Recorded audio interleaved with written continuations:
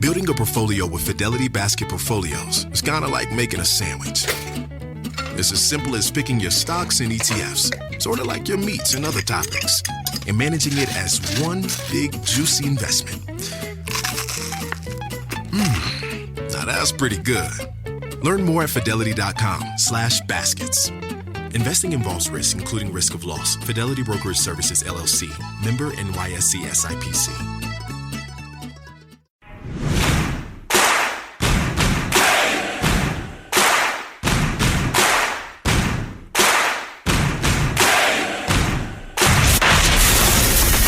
Attention Ditto Heads.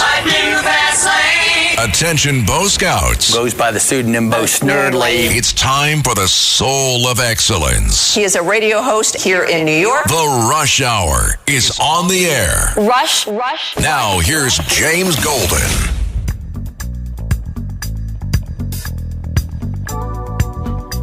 Welcome, my friends, to the Tuesday edition of Bo Snerdley's Rush Hour. If you would like to be part of the program this afternoon, 800-848-9222 is how you reach us, 800-848-9222. There is so much going on in the world right now, and so much of it involves, of course, the United States of America and the Donald Trump administration.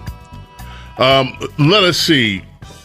Let's start with this really quickly because we've got so many other things going on. I know I sent you guys. Oh, yes, here it is. Number 13. Let's just play it right over the theme. Just go play it. And right after that, we're going to play number 14.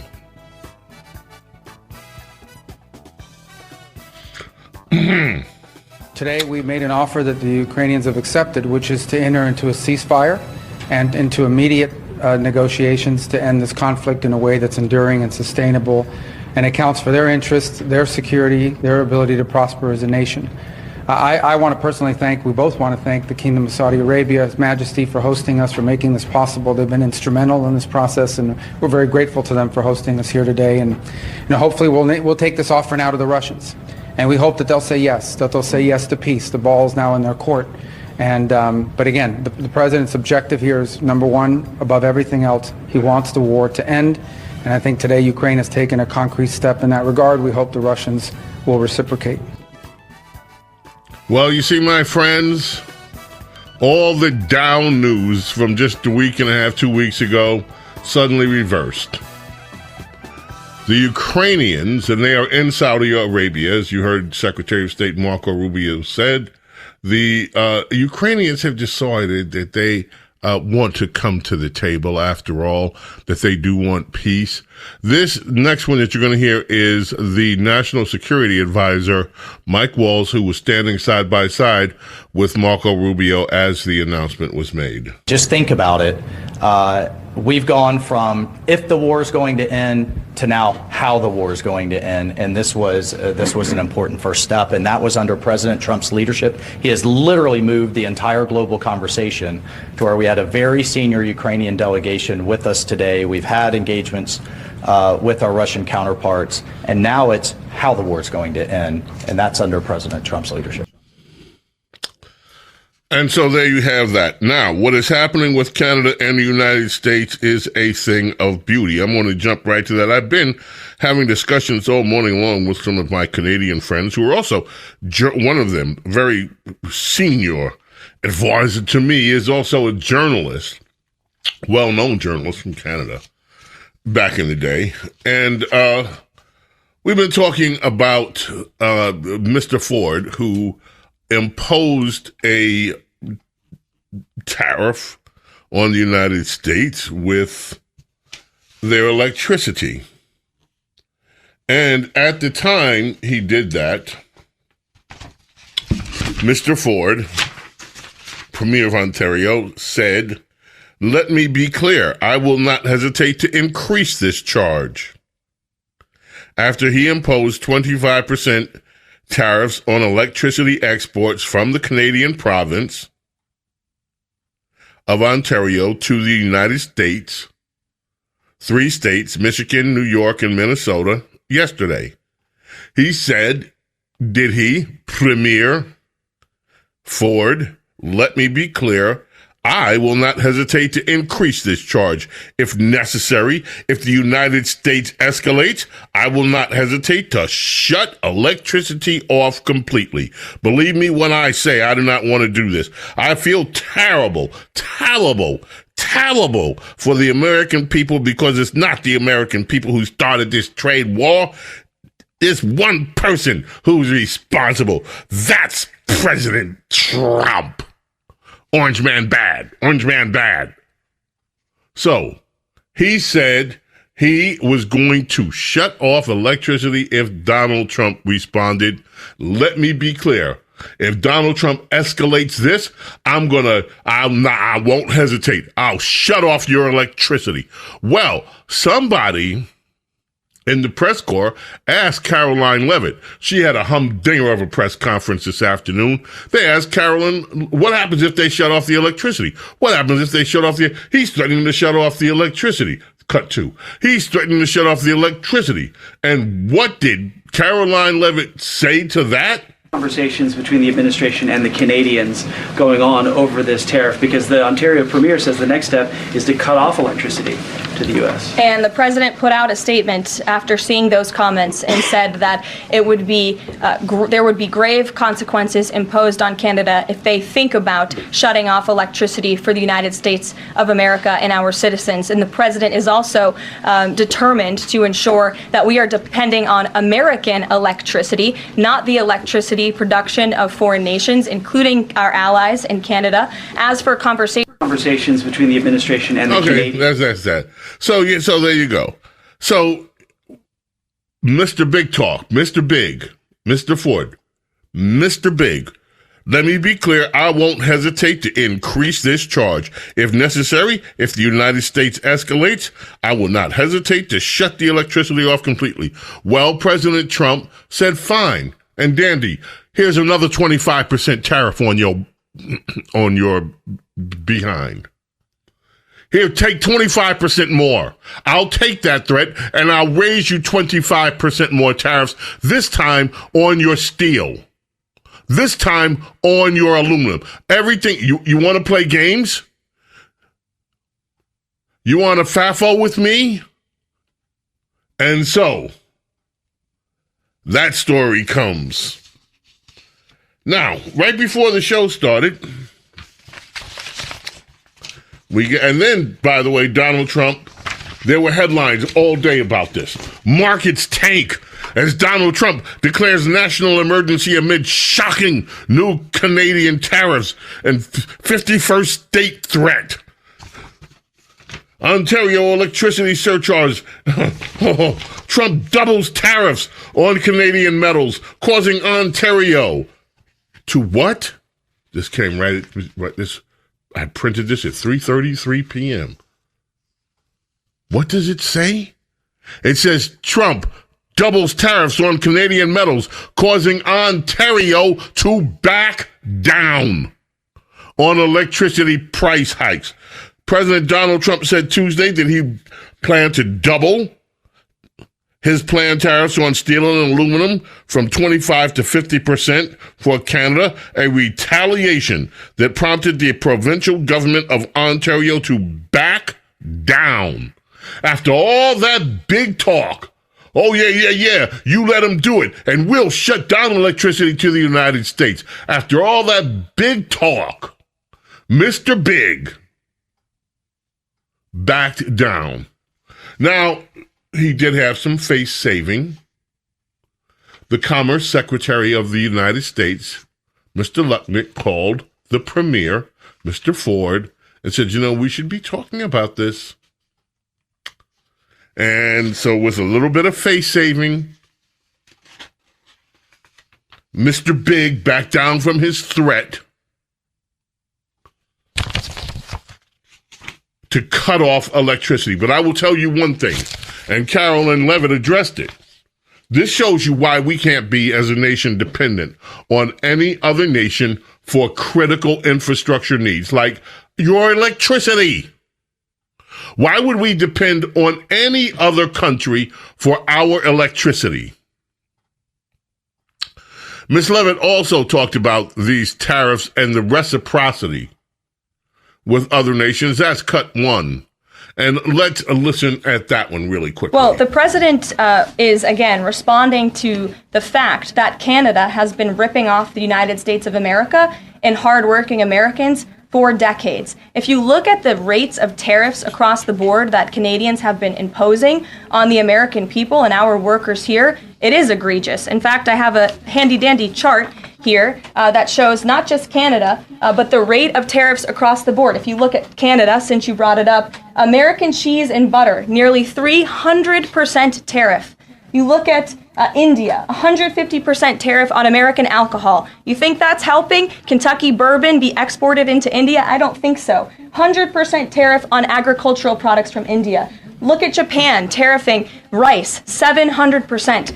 President Trump believes in reciprocity, and it is about dang time that we have a president who actually looks out for the interests of American businesses and workers. And all he's asking for at the end of the day are fair and balanced trade practices. And unfortunately, Canada has not been treating us very fairly at all over the past several decades. There you go. Did you have a question on Sir Carlos? Mr. Carlos, I have a statement to make, actually. You have a statement? Yeah, I think number 6 is the most important thing she said all day. Then play number 6. Now that you're jumping into the phrase, Carlos, just jump into the show. Wait a minute. You're playing all this stuff, James. I'm going to tell you what's the most important thing that you should be. Go ahead and play, Carlos. Well, we definitely do share the concerns of the American people when it comes to the price of eggs. However, good news, the average cost of a dozen eggs is actually down since Secretary Rollins and President Trump announced their plan. It's down $1.85. So that's good news on the cost of eggs. And as we know, under the Biden administration, egg prices went up 22%. This is another example of an economic mess that President Trump inherited, and the Secretary of Agriculture and the President are focused on fixing it. Secretary Rollins put out a 4-point plan to address this crisis, and she has been honest and realistic with the American people, as this administration always is. It will take about 3 to 6 months to get the egg supply back to where it should be, but she's focused, and this administration is focused on doing that every day. Well, thank you for alerting us to the most important thing in the lineup. Carlos, we do appreciate it. It's time to take a break right now. And when we return, of course, anxious to get to your calls today. But we have more. The new cause celeb in America is this Palestinian pro-Hamas activist,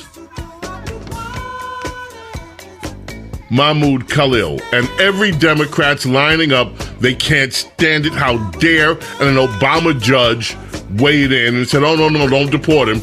Oh, no, you can't do that. He has to have a court case first. We'll get to all of that and more. We're playing Marvin Gaye's Got to Give It Up Because in 2015, a jury in the United States decided that the writers of Blurred Lines, Robin Thicke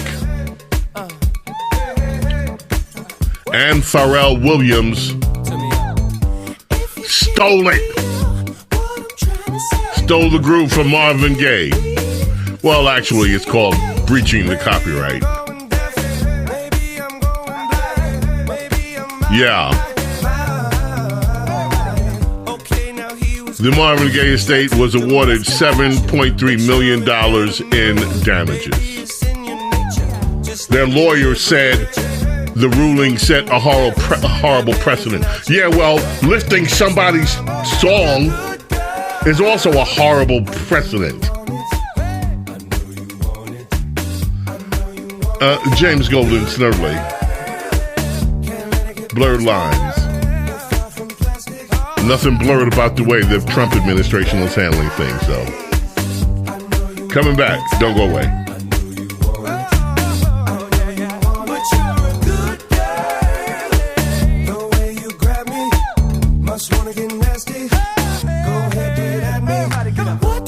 Rush. This is The Rush Hour with James Golden. Snerdley.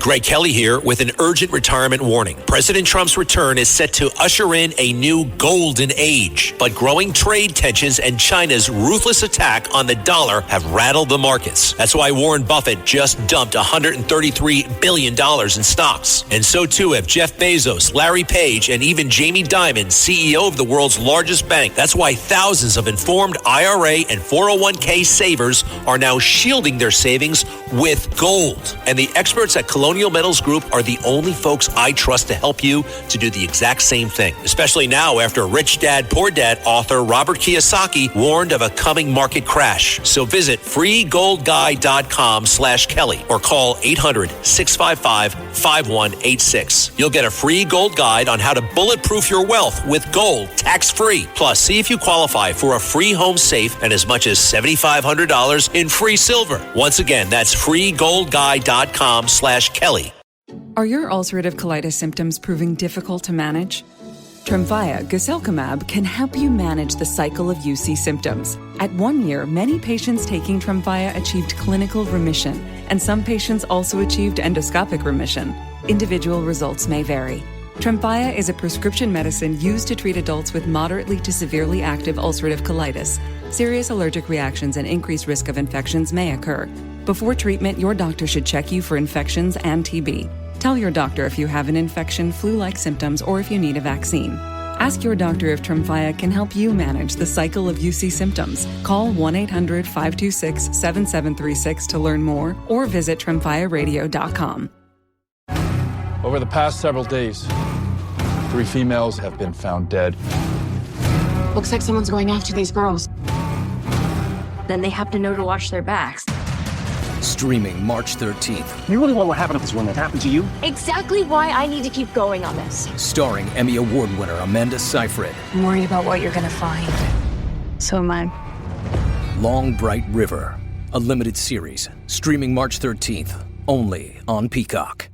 Your old or broken phone can let you down when you need it most. Perfect. But at Verizon, trade in any old phone from our top brands and get the most for it, up to $2,000 in value, for an amazing new iPhone 16 Pro with Apple Intelligence and a new line on My Plan, and iPad and Apple Watch Series 10. That's like a 3-for-1. And you can get it on any plan. At Verizon, trade in your old phone for a brand new iPhone 16 Pro, iPad, and Apple Watch. The other guys won't give you that. Visit Verizon.com today. Additional terms apply. Service plan required for Apple Watch and iPad. Up to $2,000 value based on iPhone, iPad, and Apple Watch.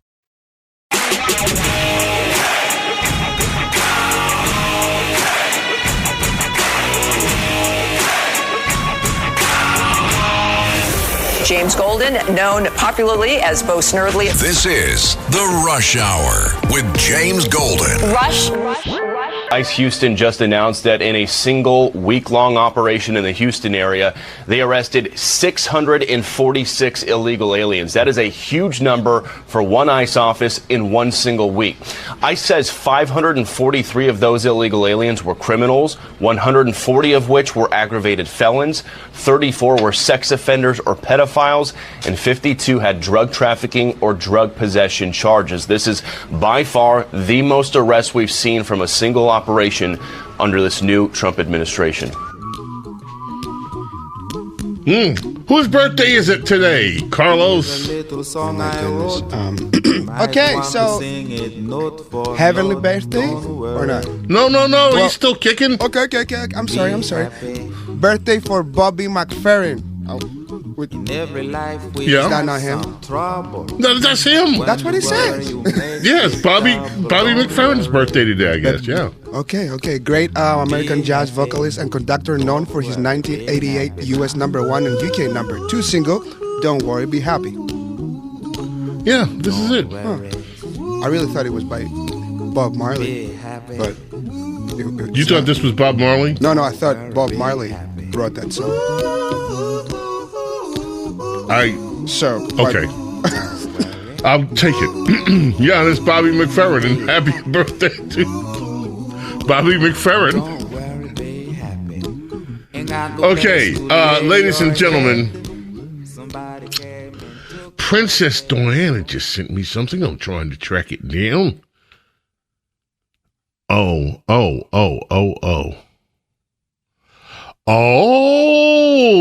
more to the story. So she sent me an article that said Department of Education staffers told offices are going to be closed tomorrow, vacate the building by 6 p.m. And then I said, well, how many do we know? Everybody was expecting mass firings. And so CBSNews.com now has said that the offices are going to temporarily be closed. Probably it's a security issue.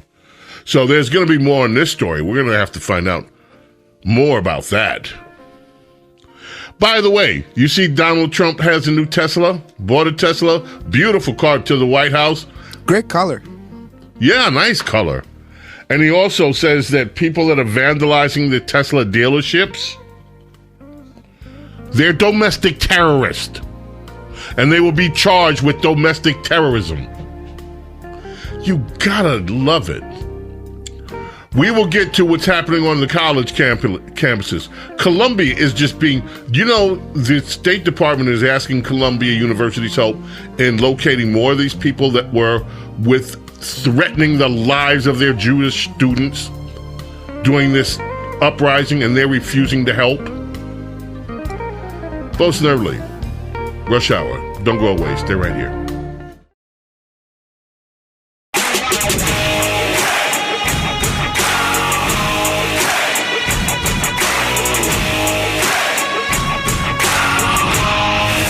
James Golden, known popularly as Bo Snerdley. This is The Rush Hour with James Golden. Rush. Just when you thought it couldn't get any worse, Donald Trump pressured the D.C. mayor to remove the Black Lives Matter mural from the street. Why? I would be crying right now if I wasn't so angry, because every time a black person would go near that mural, they would get a blessing from the African god Otep. And with that blessing, if a police tried to arrest them, an invisible force field from Wakanda would protect them. BIPOC people will die because the mural's gone. Look what you did, MAGA. Look what you did.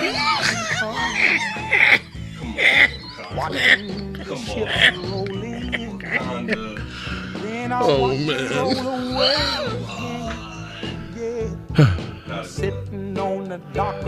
Oh. Watching the tide. Yes, ladies. 1968. Otis Redding sitting on the dock of the bay goes gold on this day. And 3 months after, Otis was killed in a plane crash. Recorded just a few days before he passed away, it became the first posthumous single to land up in the number one positions in the United States of America. Otis Redding. Carlos, you have to play that again. I can't take it. You have to play that one again, please. Just when you thought it couldn't get any worse, Donald Trump pressured the D.C. mayor to remove the Black Lives Matter mural from the street. Why? I would be crying right now if I wasn't so angry, because every time a black person would go near that mural, they would get a blessing from the African god Otep. And with that blessing, if a police tried to arrest them, an invisible force field from Wakanda would protect them. BIPOC people will die because the mural's gone. Look what you did, MAGA. Look what you did.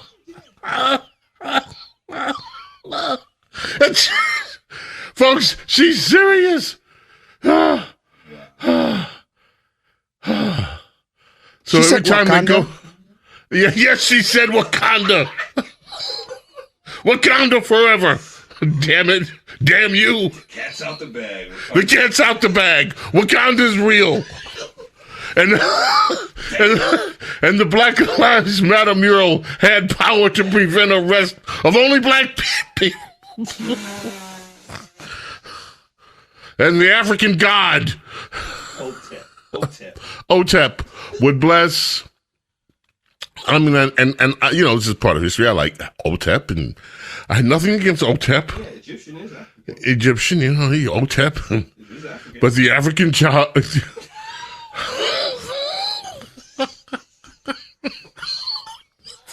These are liberals. Liberals are truly losing their minds. Donald Trump. And yes, they are. They are taking the mural up out of D.C. streets. Okay, so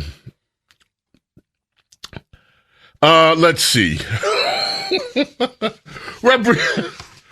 I'm sorry, I can't get over that one. Representative Frost is among the an invisible force field from Wakanda. Representative Frost is saying that the ICE arrest of a Columbia graduate should scare everybody. I'm not scared. They should have sent the guy out to the Black Lives Matter mural. He wouldn't have been arrested. That's all they had to do. Just take him near the Black Lives. He's brown. It might count. He's light brown, but still. He could have pled the case. All he had to do was just go near the BLM mural. I mean, real talk, it's time for a new Million Man March. Oh, my God. Democrat lawmakers all over the country are condemning the arrest of a former Columbia University student here on a student visa. This guy, Maxwell Frost, who was just, he's trying to be the male version of AOC. This should scare everyone. The Trump administration revoked Mahmoud's legal status, kidnapped him. They kidnapped him and is now holding him in an ICE detention facility without due process. And there's no BLM mural around for him to get force field protection from Wakanda, whatever it is. Okay. And this was the topic also. It came up it's coming up all over the place. CNN, you had a bunch of panelists, including the Ana Navarro, including, this woman, Abby Phillips, is so annoying. Every time Scott Jennings makes an argument, she jumps in there. And she jumps in there with I'll give you permission to talk. She is just so rude. Anyway, that thing runs almost 4 minutes. We're not going to listen to it all, but play cut 16. And Scott Jennings was on with them last night, this panel. He's a resident alien. He can be deported under U.S. law for if the Secretary of State has any reasonable ground to believe he would have a potentially serious adverse foreign policy consequence. And you mentioned the student organization. The student organization put out... Let me finish. But before you move on, because I think that's a really important point, right? That's the statute that they're using. Yeah. Have you seen any evidence to suggest that there is actually a serious reason to believe that this student is going to be a threat to national security? I've certainly watched the abomination that's gone on at Columbia and Barnard and other places, and I will just tell you, threat to national security. And I'll just tell you that I'm not going to let you move on because this is. I'll tell you why it's a threat to national security if you let me answer you. Well, Scott, do you want me to answer you or not? Okay. His organization says we are dedicated fighting for the total eradication of Western civilization. Okay. He's not a citizen. He doesn't need to be here. You just described him having viewpoints that you disagree with. Again, is that enough to have someone lose their rights? Yes, he has viewpoints that, in my opinion, jeopardize the security of the United States. But how? He is obviously a radical who is here to foment. No, he's not a radical at all. Violence against the United States government. He wants to destroy Western civilization. Against the United States government. You're saying eradicate Western civilization doesn't make you a radical? Has he acted in any way that is violent against the United States government, as you just said? I think these protests and the violence they have fomented and the intimidation and fear against the Jewish kids on these campuses is absolutely an act of insurrection against the United States. I don't think the American speech, Scott. That's enough. Look, Look, what they have engaged in. All right, it just goes on. Then Ana Navarro jumps in. It gets worse from there. The same thing. Now, Caroline Leavitt was asked about this today's press conference, number 3, and she actually just summed it all up beautifully. This is our White House press secretary, Caroline Leavitt. Under the Immigration and Nationality Act, the Secretary of State has the right to revoke a green card or a visa for individuals who serve or are adversarial to the foreign policy and national security interests of the United States of America. And Mahmoud Khalil was an individual who was given the privilege of coming to this country to study at one of our nation's finest universities and colleges. And he took advantage of that opportunity, of that privilege, by siding with terrorists, Hamas terrorists who have killed innocent men, women, and children. This is an individual who organized group protests that not only disrupted college campus classes and harassed Jewish American students and made them feel unsafe on their own college campus, but also distributed pro-Hamas propaganda, flyers with the logo of Hamas. That is what the behavior and activity that this individual engaged in. And I have those flyers on my desk. They were provided to me by the Department of Homeland Security. I thought about bringing them into this briefing room to share with all of you, but I didn't think it was worth the dignity of this room to bring that pro-Hamas propaganda. But that's what this individual distributed on the campus of Columbia University. And this administration is not going to tolerate individuals having the privilege of studying in our country and then siding with pro-terrorist organizations that have killed Americans. We have a zero-tolerance policy for siding with terrorists, period. Well, that won't satisfy Abby Phillips and that gang of just rabid anti-Trump, whatever Trump does, he's wrong. And they always come with this. Do you have the evidence? Do you have direct evidence? As if, what more evidence do you need? We saw what happened on the campuses. He was a ringleader of it. Therefore, he's gone. And that is the right of the damn State Department, period. They can do that. They can revoke your... Do you know if you are an American citizen overseas and you, let's say, want to go visit, pick a country, Mexico. You want to go down to Mexico as an American citizen. Do you know what happens to you if you protest? Anything there, if you're caught protesting, especially their government, you're tossed out. You're thrown in jail. They don't allow it. You are a guest in the nation. You're not there to rabble-rouse and get involved in their politics.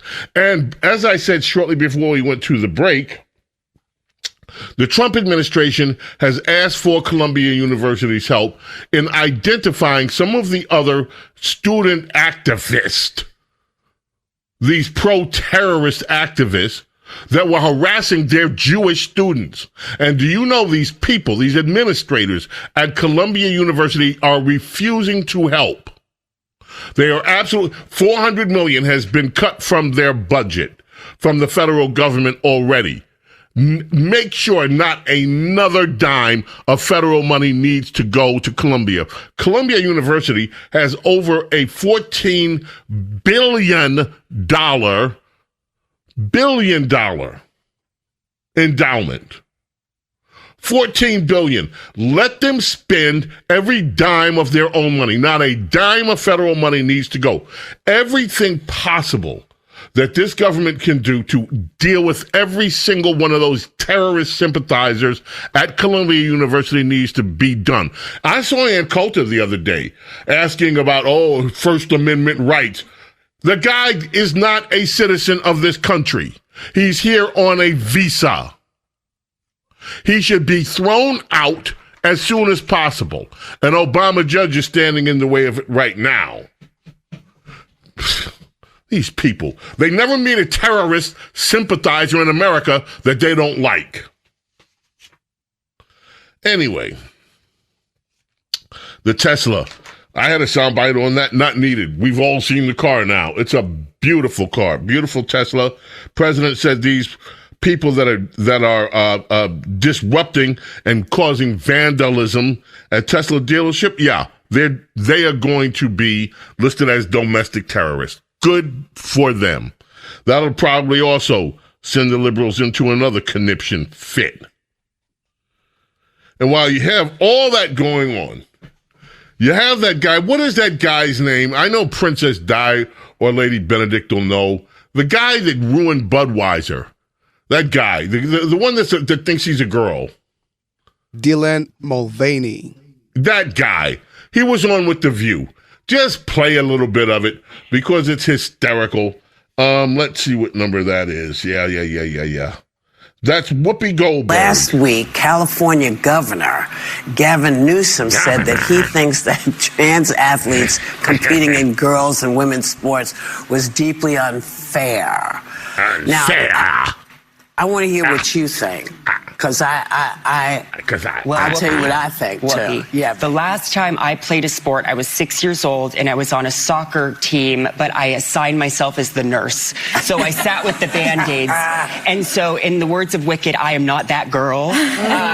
But a dear friend of mine, Skylar, he is a trans athlete. His handle's McManary, that's someone who I really look to for guidance. And I think that is what's tricky is like now stepping in this identity. I'm still like a baby trans. You know, I've only 3 years in. Tomorrow's my anniversary. Your friend went from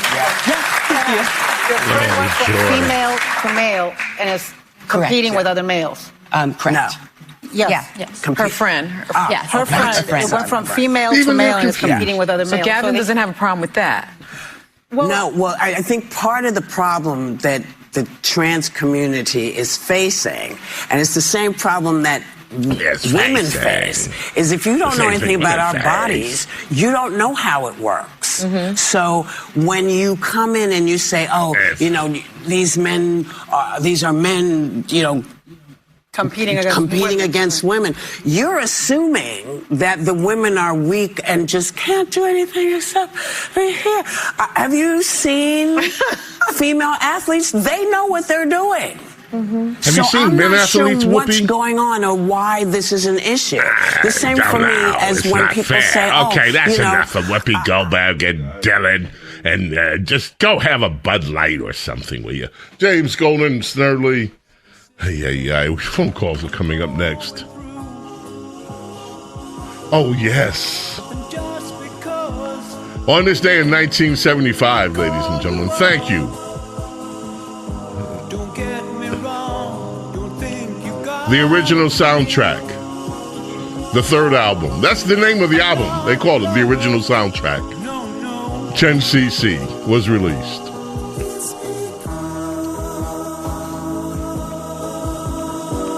Worldwide hit for 10cc. Went up to number 1 in Ireland, Canada. It was number 2 album in the US. Top 10 in Australia, New Zealand, and all over Europe. 10cc, iconic. Your call's coming up. Don't go away.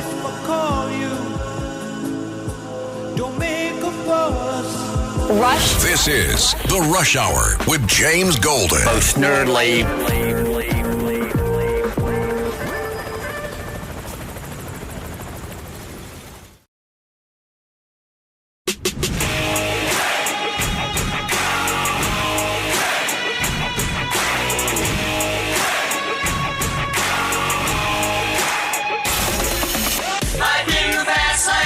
It's The Rush Hour with James Golden. Goes by the pseudonym Bo Snerdley. Rush.